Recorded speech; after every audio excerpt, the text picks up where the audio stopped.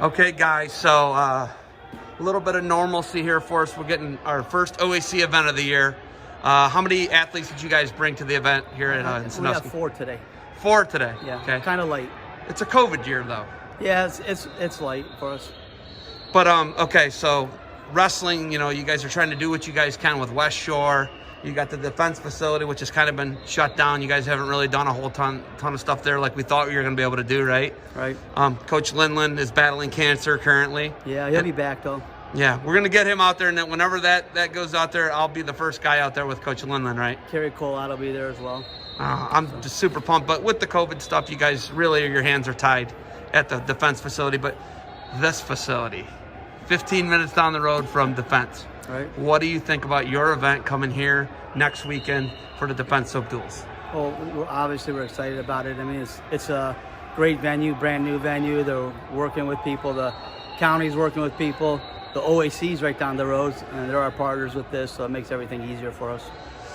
You know, talking to Jared, you know, you guys do a lot of stuff together. It's a really good partnership for you guys. You've been in that event since, you know, Gus wrestled in that event, right? First 70-pound state champion. He beat Cam this Saturday, I think, in the finals. Are you serious? Yeah. He won the first junior high one? No, the first grade school one. Grade school, because grade school is younger than the right. junior high. Junior high was first. Wow, and he beat Tassari. Yeah. Wow, and then they wrestled the NCAA tournament before. It's wild. They wrestled in the NCAA championships, actually. Wow, that's so crazy. So when you look at that and you look at this tournament, you know, you guys have such a deeply rooted past with them. When you get to upgrade your facilities like this, what's that mean to you? They're doing it, and then, you know, they kind of made the inroad for you guys. What's it like to bring your event here and to see their event here? Well, I actually like Cleveland State because it's my alma mater, you know, and I liked fundraising with them on that. But this is the next best thing. I mean, academia is kind of shutting the doors on athletes, so you go to the next best thing, and these guys are more than willing to help us. You know, you look at that, you used to give all the money to Cleveland State. Yeah. That's changed this year now because you're not at their facility anymore. I'll probably be giving all the money to Cedar Point this year. Yeah, and that's wild, but like you're a guy like you who gives so much back to wrestling, moving out of your alma mater, I know that hurts a little bit. Woodling Gym means a lot to you. That's where you wrestled dual meets. I've wrestled in dual meets there. It's a special place. Yeah, it is. Right? To upgrade, though, not a bad thing. No, this is a spectacular place. Okay, I see Boomer Sooner on your chest there. What's going on with Boomer Sooner? Sammy Dover, one of my we always have favorites, right? Sammy's one of my favorites, wrestling for Lou out there. Stopped back in town, visit, brought me some gear. It's my payback for all the years of coaching these kids. Gear.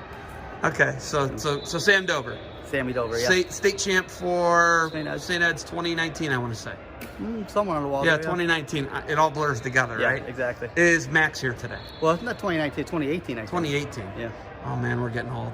So, getting old. But anyway, Max was here. He took third. He took third? He was young in the bracket, wasn't seeded, came through and took third, so that's good.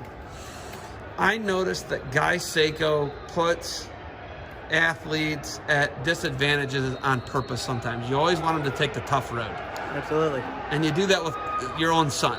You have to. Why? Do you ever win an easy NCAA match? There's no such thing, right? So you better get used to wrestling tough matches now because when they count, they're tough.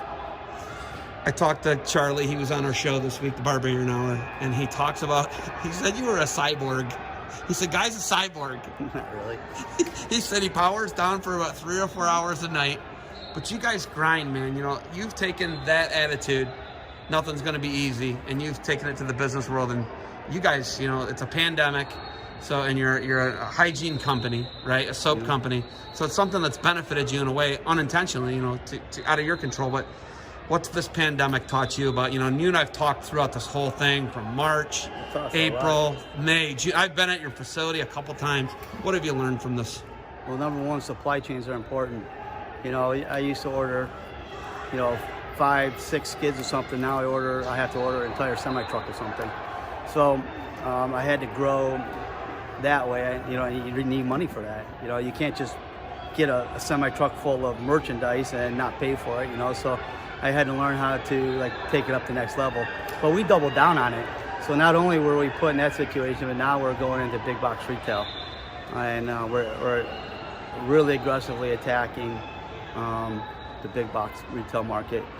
We have contracts signed with 4 different groups to get us into these stores.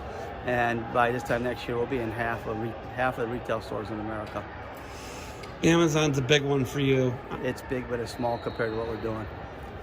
I always push people to defensesoap.com, right? Because they can buy directly from defensesoap.com, and then it takes out the middleman, which is Amazon, right? Which is it's what I like to do. You know what I mean? Like, but when you look about going into a brick and mortar, how much different of a beast is that for you guys? It's just more of the real world. You know, I kind of have my wrestling world, and then I have the real world. You know, and up until now, it's been pretty much the wrestling world. The brick and mortar is the real world type stuff, and we're positioned really well to get into these stores, and we'll be there.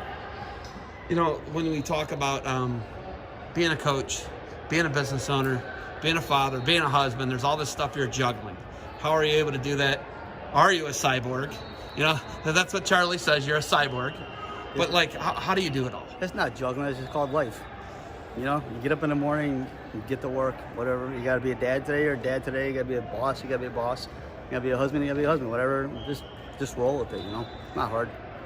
Do you miss going out and trying to catch criminals?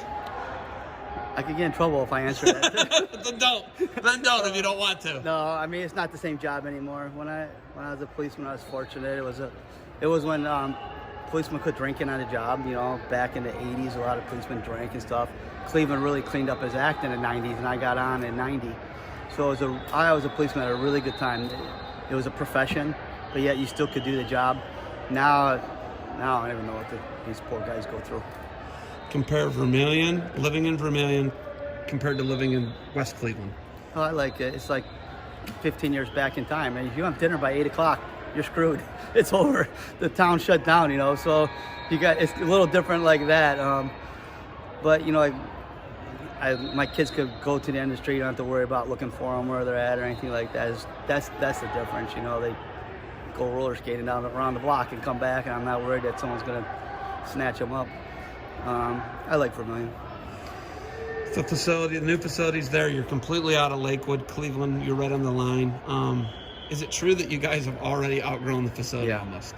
I built the building to be 70% capacity, and I have 3 semi-loads of cloth coming in for wipes this week. I have no place to put it. I got to rent another building to put the cloth in. But that came down to that supply chain issue where nobody sells you, 15 skids of anything. I got to order 75 skids of wipes in order to keep wipes going. Okay, $1 million question for me. If you're going to give me the Charlie answer, you're going to give me the Charlie answer. Are you a bar man or are you a body wash man? What does guys say? Bar or body wash? I'm a bar guy, but this is the oatmeal bar. I'm the original bar guy. I use original. I use peppermint sometimes. I want a little tingle, but I use this. But this packaging, believe it or not, is up for Package of the Year award. Really? We picked the right partner. We're next to KY Jelly and Playtex, but I mean, at least they're real brands that we're competing. I mean, it's them and us. So we're a finalist for a package. It's the revitalized label. So in other words, it's a package that was redesigned, and if we win it, we're in with the big guys. Okay, testimonial. The Miller boys get washed with this bar every night. I saw them roll around out there. Yeah, every night that I wash them with the oatmeal bar. Do they like it? I mean, they like wrestling, not soap. Well, no, they love the soap, but what the biggest thing was training them on the ice. Keep the eyes closed. You gotta keep the eyes closed. No, once you train them, it's good. It's good. We'll just stick it in their eye one time, and they'll close it the next time. Yes, for sure. Okay, you got anything else for me? How did they like you? Tell me, did they like wrestling? My kids like wrestling. Ferdinand loves it. It's like Ferdinand's obsessed with it. He loves it. He didn't like that I almost got shut out from the practices. But I go and I still go and I show them some technique. And we're doing the little guys at Defense Soap because St. Ed's not letting parents in right now. Got it. And you got a bunch of 4-year-old kids on the mat. You need parents. So, yeah, you got to have parents in the room. So the little guys are at Defense, and then they'll transition over to St. Ed's. But I'm also kind of limited the amount of kids that I'm doing because I don't want to build a program in Vermilion and tell them they got to move to St. Ed's next year. So it's kind of like the kids who've already been in the program. They're little brothers type deal. We didn't go out and actively seek out a big group this year.